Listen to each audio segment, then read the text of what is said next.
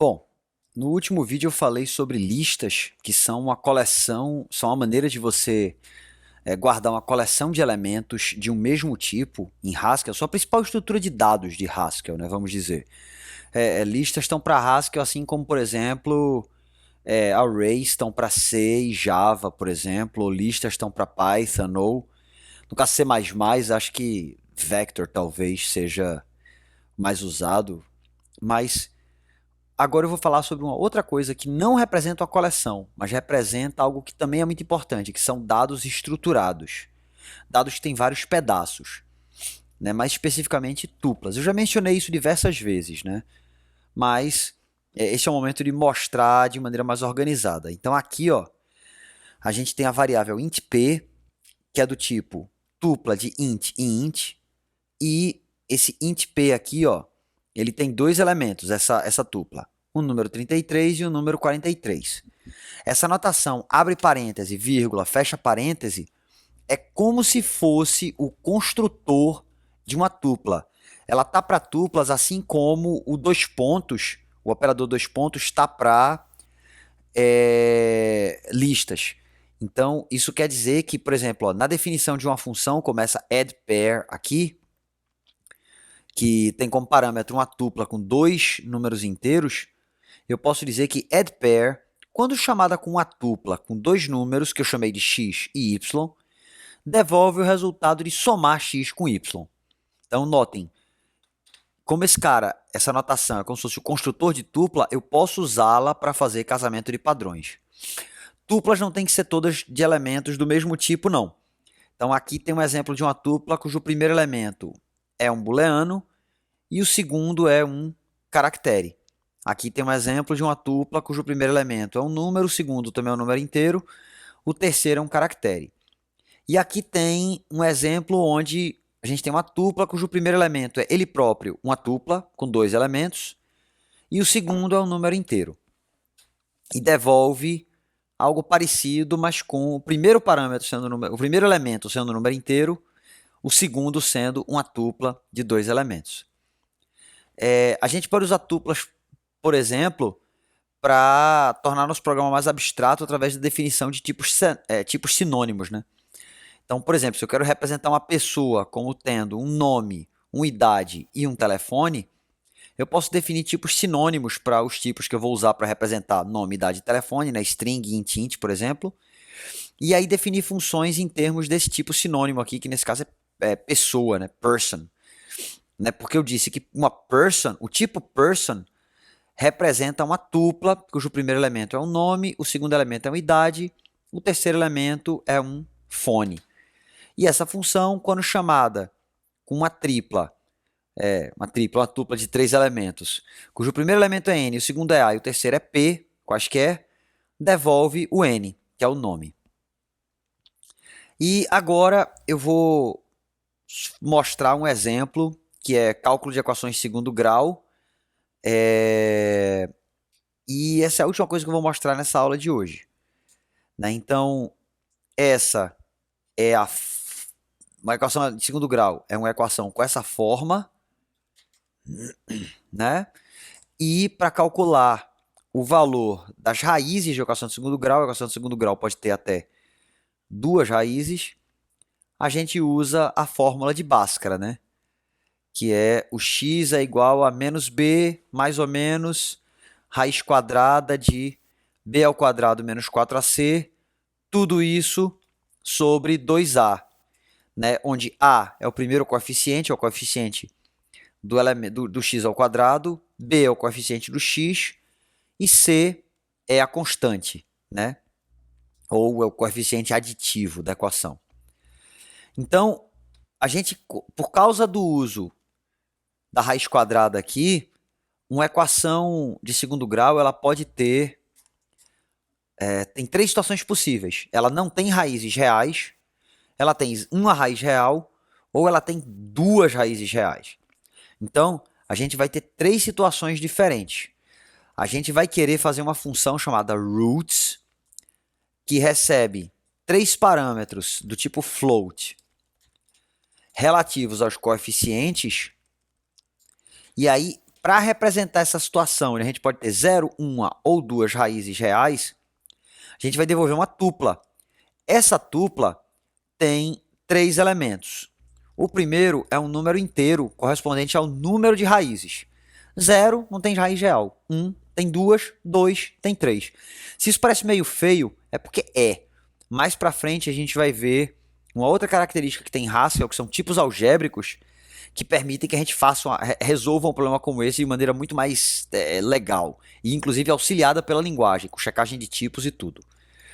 Mas, enquanto a gente não tem isso, tá aqui o tipo que a gente vai do que a gente vai devolver. Essa função recebe 3 números do tipo de ponto flutuante e devolve uma tripla cujo primeiro elemento é o número de raízes. Se não for nenhuma raiz, isso aqui não importa. Se for uma raiz, só esse cara importa. Se forem 2 raízes, os 2 importam. Mas eu não vou implementar essa função agora não, porque eu vou implementá-la em termos de funções para resolver os 2 casos que precisa resolver. O caso 1 é para quando a equação tem exatamente uma raiz real. Então, essa função tem 3 parâmetros float, devolve a única raiz que ela tem. Esse caso é fácil, né? Porque basicamente a gente joga fora toda essa parte aqui da fórmula de Bhaskara. Então, nesse caso, o que a gente tem é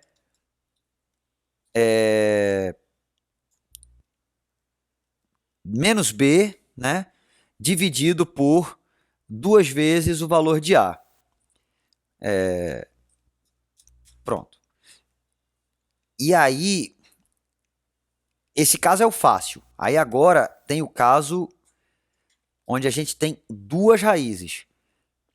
Essa função também vai ter 3 parâmetros do tipo float, que são os coeficientes, mas ela devolve um par. Né? Ela devolve um par correspondente a essas 2 raízes. Então, essa função, quando chamada com coeficientes A, B e C, ela vai devolver esses termos aqui, que eu ainda vou definir o que são, que basicamente é o seguinte: o D corresponde a essa parte da equação, da solução da equação, enquanto o E corresponde a essa parte aqui. Né? E aí o fato de ter mais e menos é representado por a gente devolver uma tupla. Num caso, ó, se isso aqui é menos, então a gente pega essa parte e subtrai dela essa parte todinha aqui. Ignorando esse problema de parênteses aí, que tem um parêntese a mais. Aí. Se essa parte aqui é mais, se esse operador aqui é soma, então devolve isso aqui. Né? Que essa é a origem das 2 raízes. E aí, o que são esse D e esse E? Bom, eles são 2 termos que eu vou definir por fora, né? Onde o D vai ser isso aqui, exatamente isso aqui, e o E vai ser essa parte toda aqui sobre 2A. SQRT é uma função da biblioteca padrão de Haskell que calcula a raiz quadrada de um número. Né? E tudo isso aqui menos 4 vezes A vezes C sobre 2 vezes A. Esse parêntese aqui é necessário, senão ele vai fazer a divisão primeiro e depois multiplicar o resultado por A, que não é o resultado que a gente quer. A gente quer que o 2 seja multiplicado por A, apenas o 2. E aqui deve ter um parêntese a mais, exatamente. Então, esse é o termo E. Então, vamos só... Opa, deixa eu salvar isso aqui. Vamos só testar se tá ok, né? Até agora. Beleza. Two roots 294. É isso aí. Tá bom. Tá o que a gente espera. Então agora a gente tem uma função para calcular a raiz quando só tem uma raiz real e outra para calcular quando tem duas, aí a gente vai definir a função roots, que tem os três parâmetros, os três coeficientes, e aí a gente vai checar se b ao quadrado menos 4 vezes a vezes c é menor que zero. Porque se for, isso quer dizer que a equação não tem raiz real. Então a gente simplesmente devolve zero e qualquer coisa. Não importa, né? Ela tem zero raízes reais mesmo. Caso a gente tenha isso aqui, 4.0 vezes a vezes c igual a zero, então ela tem apenas uma raiz real. Então o resultado vai ser 1 root de ABC e qualquer coisa. Pode colocar aqui entre parênteses para não ficar muito feio, né? Não ficar bagunçado. E aí tem o caso das duas raízes reais. Então, nesse caso, o que a gente vai fazer é... Bom, depois eu completo isso aqui. A gente vai